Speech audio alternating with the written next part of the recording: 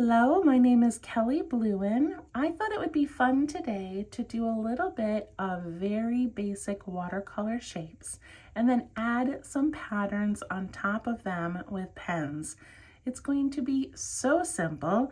So if you are new to watercolor or new to drawing or doodling or using the Zentangle method, it's okay. You got this.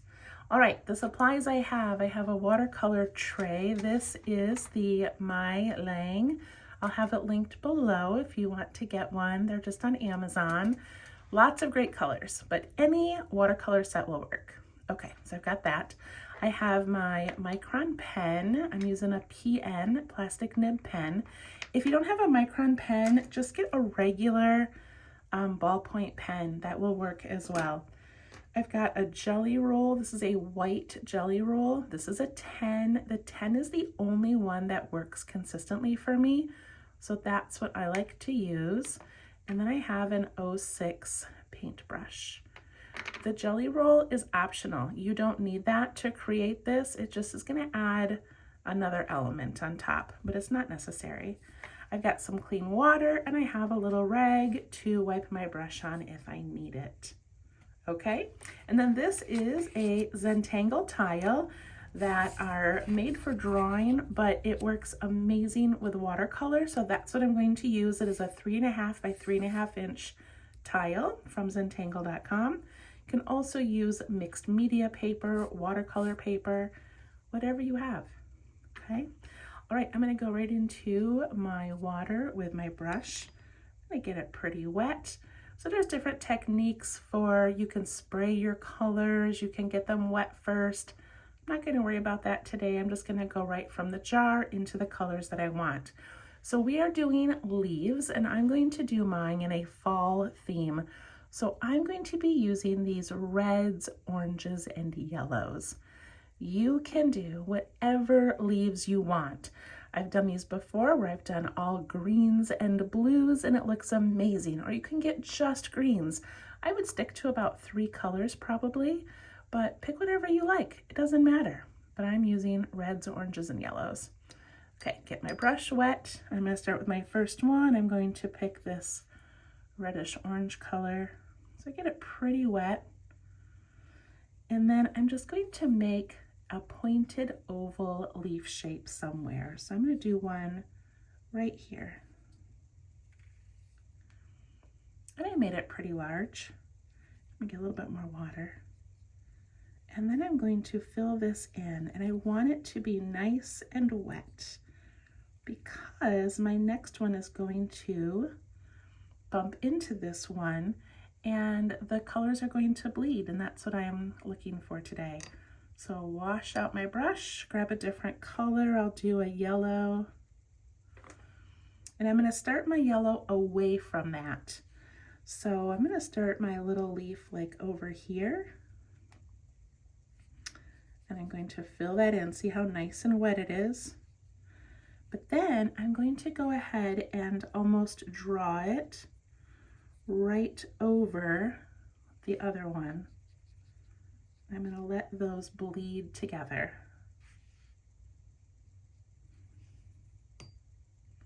Clean out my brush. Grab a different color. Do more of a red this time. That's what I did before, isn't it? I'm going to do more of an orange color. All right, I'm going to do another one. Maybe this one will go right here. I'm going to put it near it to begin with. And then I'm going to let them touch and let them bleed a little. My camera is really bright. Kind of get some reflections, but you see what's happening. I'm going to go back into that reddish color, and I'm going to do one right here. So I want this to be like that shape. And I start by doing this so I get a good color in there. And then I'm going to let it go right over that one and let them start to blend.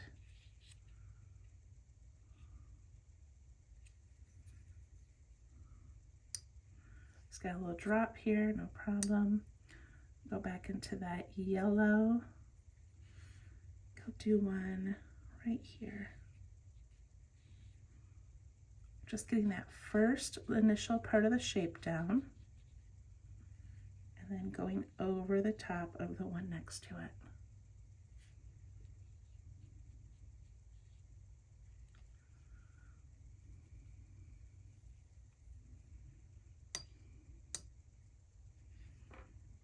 Do that light orange again. I'll do one over here. But I really want to touch that, so I need to make it a little bit larger.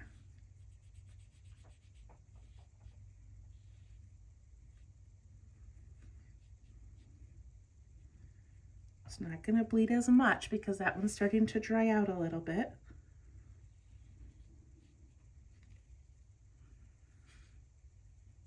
There we go. All right, I'm going to do another one of those reddish oranges. And you can have these come off of the side as well if you want. I'm going to have this one come maybe right here.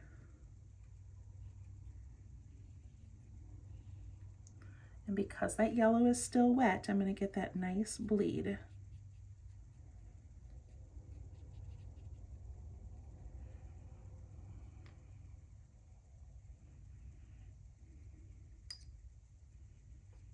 Do a couple more off the edges.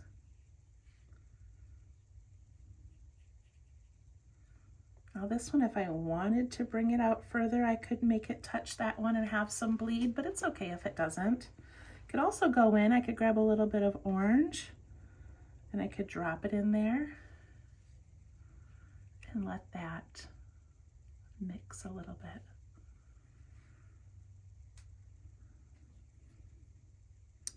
Right, I'm going to do a couple more. Do one over here. You don't really need standing water. You can always get your brush nice and dry, go back in and kind of soak up some of that if you need to.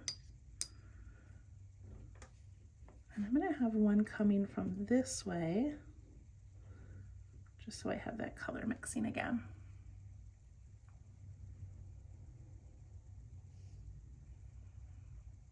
All right, I don't know if it's a very well balanced composition or not. I probably could do more over here.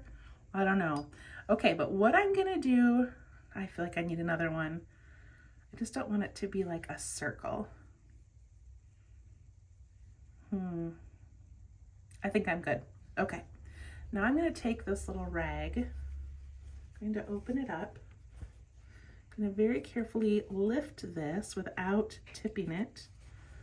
And I'm gonna lay it on here because I wanna do a splatter. And I like doing my splatter sometimes when everything is dry, but sometimes when things are wet, because then we're gonna end up with little colors dotting some of our leaves. So I'm gonna go back into my water and I'm gonna pick that orange color because it's a good middle color.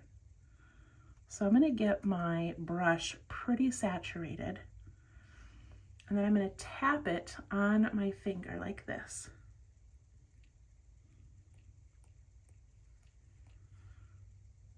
Isn't that beautiful? I'm gonna do a little bit with the yellow as well. Nice and saturated, and I just tap it right onto my finger.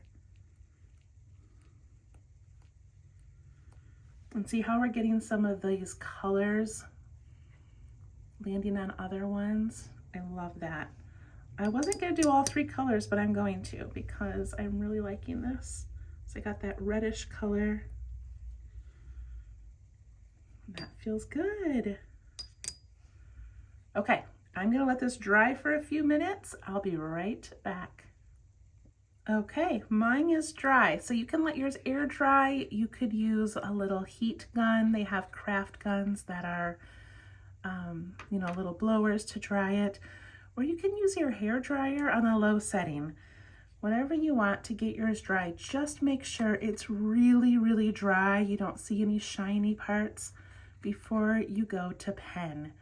Okay, I love looking at mine after it's done because they turn out different every time you do them. But I have these really pretty little bleeds, and then I can't remember, this is called something. Is it cauliflowering? I don't remember. But this little line here happens when one is more wet than the other, and it kind of makes that little thing there, which is gorgeous. This one bled a little bit, but this one over here, look at how naturally those blended because they were of equal consistency. Love that. And the yellow bled into here a little bit. That one just a touch. So cool. Okay. If you want to, you could add stems to these. One of mine I did. I put little brown stems on and it was fine, but it didn't really add a lot. Okay, I'm going to move my paint aside, my water aside, and my brush. All right, this is all we need. Again, the white is just a little extra if you want to use that. Okay, I have two pens sitting here. Okay, let's grab our micron pen and we're going to trace these. Now it's up to you if you want to trace them exactly. I like to do, I call it scribble tracing, but there's probably an actual term. But basically it is doing more than one line and letting it go off the edges a little bit. So I'm going to start with this one here. You just have to pick one that you kind of want to be on the top. So I'm going to do this one. So I'm going to do like a rough outline and see how I let some of that white in.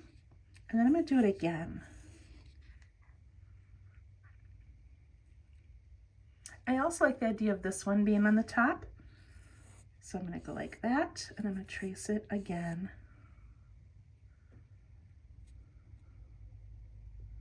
And over here, I've got some choices. I don't think I would do this one because it really has like a hard edge, but this one or this one. So I'm gonna go with this orangish red. And what I also like about this kind of tracing is it can be really loose and really quick.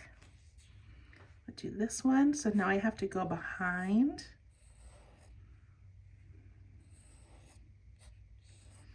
And if you don't like two, you can do 3 or 4 lines. This one down here, I'm going to let be on the top.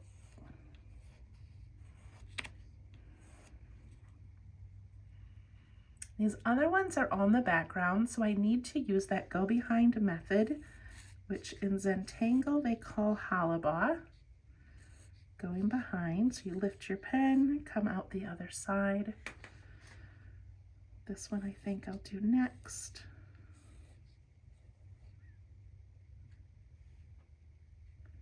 And this one.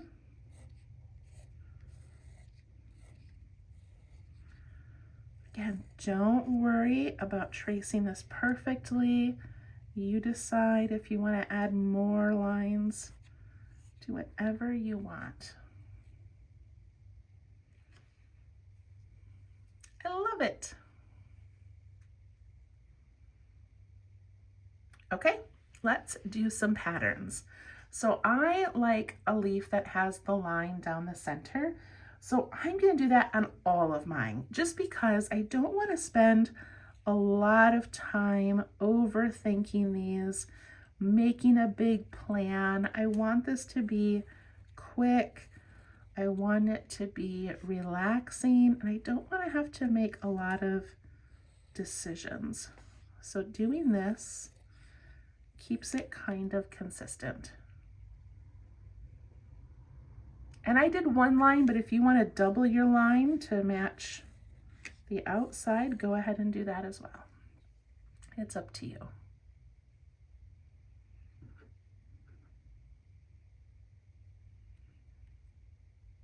Okay, let's just pick one. 1, 2, 3, 4, 5, 6, 7, 8, 9.5.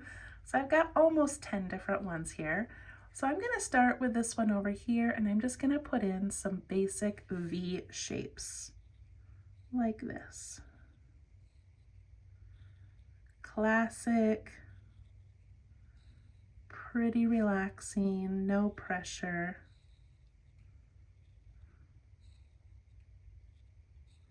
I love the little dots of color from the splatters.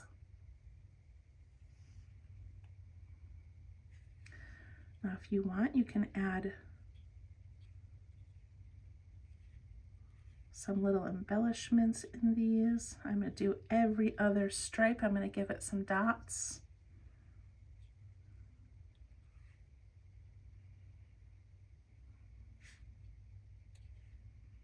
That's it for now. I could go back later and add more if I want.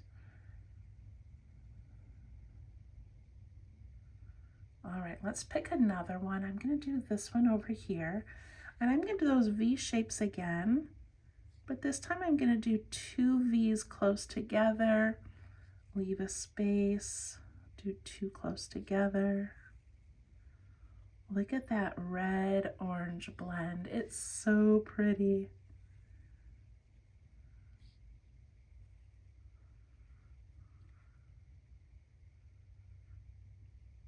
And then inside of these, I'm going to do some tiny stripes. You do whatever you want. You could do a little zigzag or some dots. You could color them in fully so they have a nice, dark, bold line.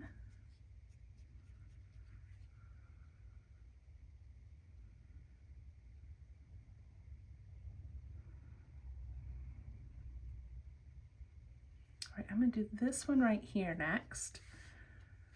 And for this one, I'm going to start at this point, and I'm going to have lines go out from that center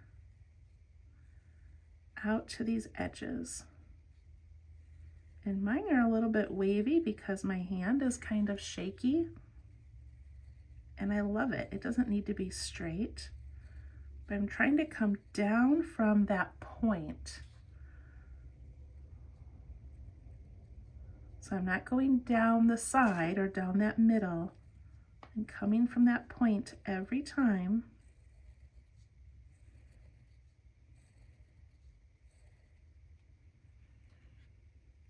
And if I did a different leaf, I would come from the bottom up. You don't have to do it from the top down. That I just didn't have a good point to see on this side, so that's where it is.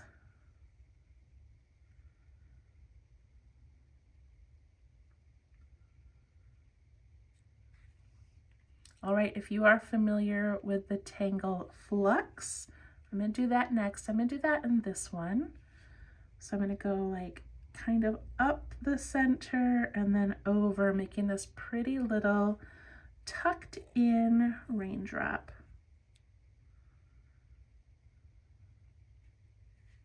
And then my next one, I'm going to do another one where I kind of go up and over, and I want to touch that edge and then come back down. I want to land on that first one. Up and over, land on that first one. Do it until your leaf is filled. Up here, I just have little tiny flux shapes. And I'm going to leave the middle empty for a moment because I have my white pen I can go back and add some details with.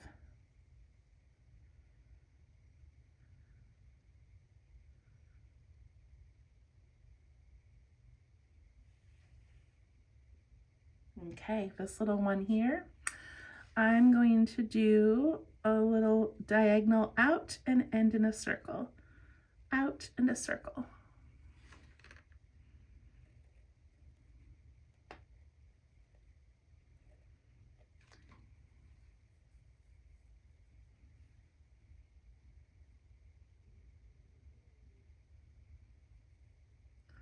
I have a few more.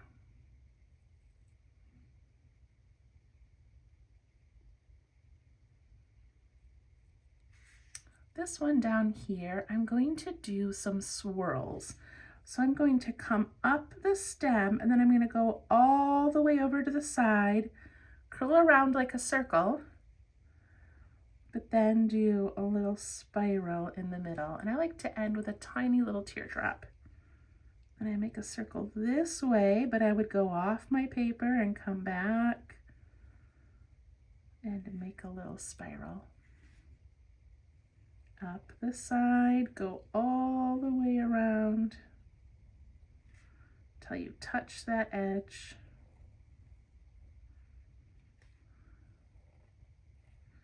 However you do your spirals will be magical. It doesn't have to be like mine.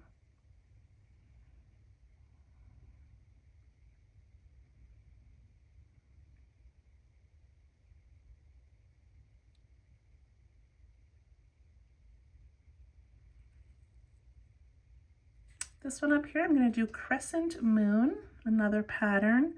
So I'm going to do a little line there. Normally you would color it in, but I'm not going to color it in because it's going to be bold and I don't really have any other bold areas. So I'm just going to do these tiny 3-line rainbows.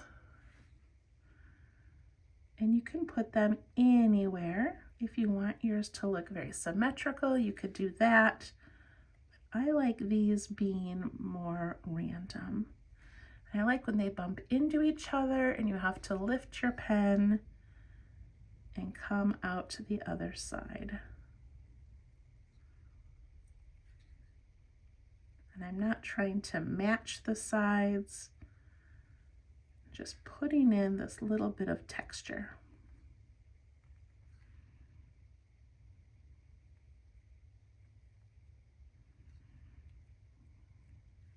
And if you have extra space, you can put in another one, or you can just add an aura to a previous one. So I've already got this little rainbow. What if I just do a line right there and it looks like it's part of that?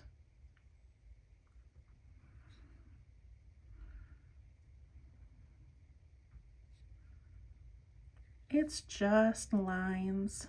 It's okay if you mess up. It's okay if you don't put it exactly how you want it.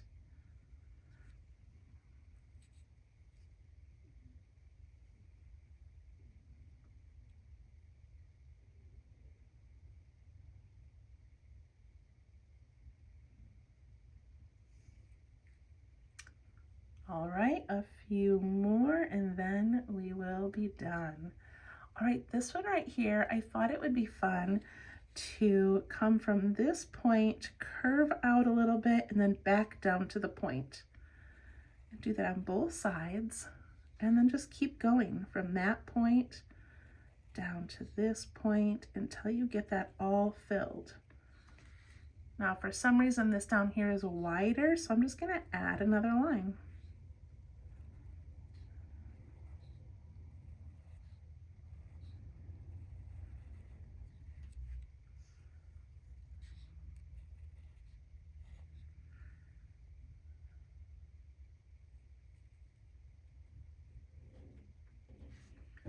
And over here, I'm going to do one side with these little tiny texture lines.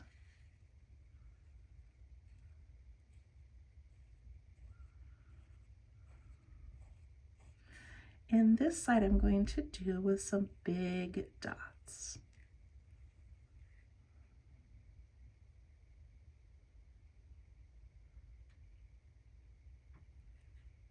And this last little piece here, I could imagine the center maybe coming up like that. So what if I just do some wide lines and maybe some polka dots?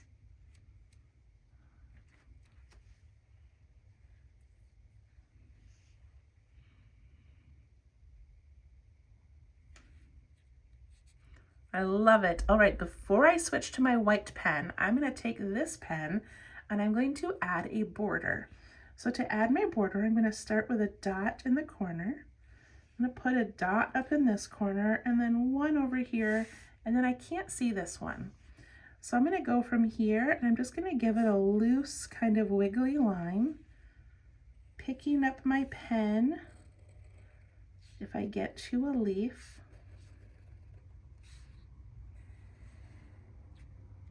And then I'm going to double that line, purposely making it a little bit wiggly and going out the sides.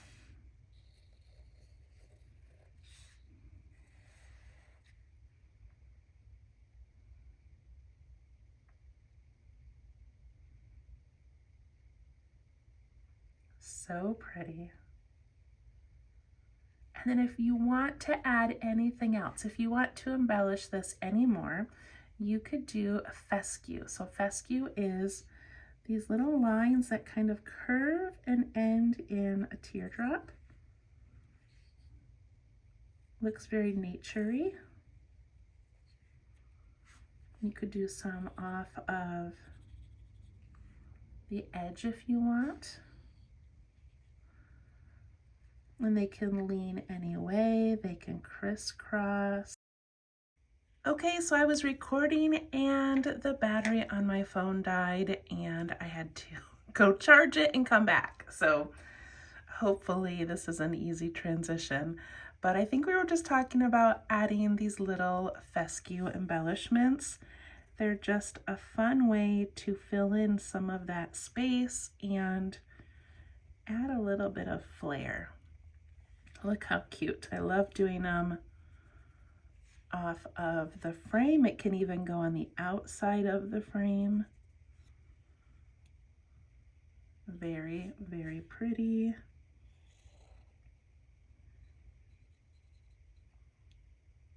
Okay, I'm also going to add my initials and then I'm going to get out my white pen.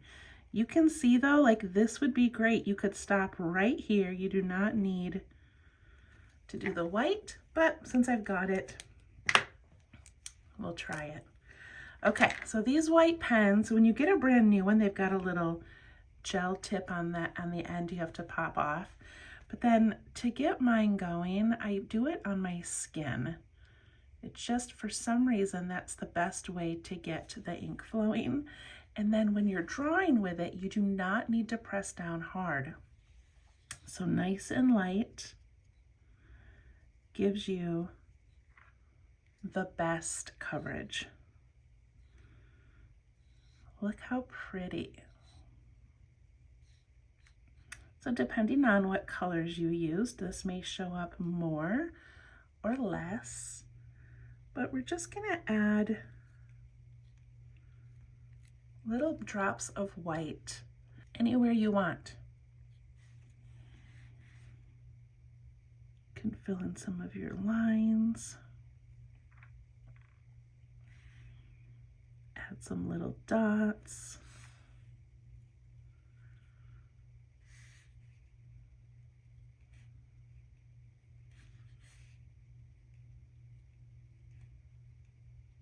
There's no rhyme or reason to this.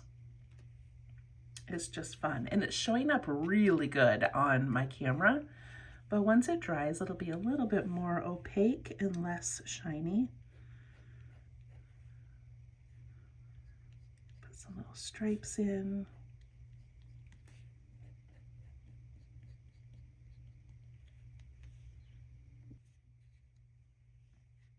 It doesn't dry as quickly, so make sure you don't put your hand in it because it could definitely smudge. On Flux, I saved this area here to do the white pen.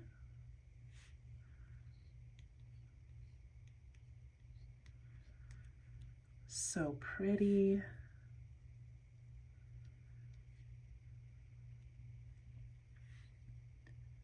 I think I'm going to fill in the bottom of each of these crescent moons with just a tiny dash of white.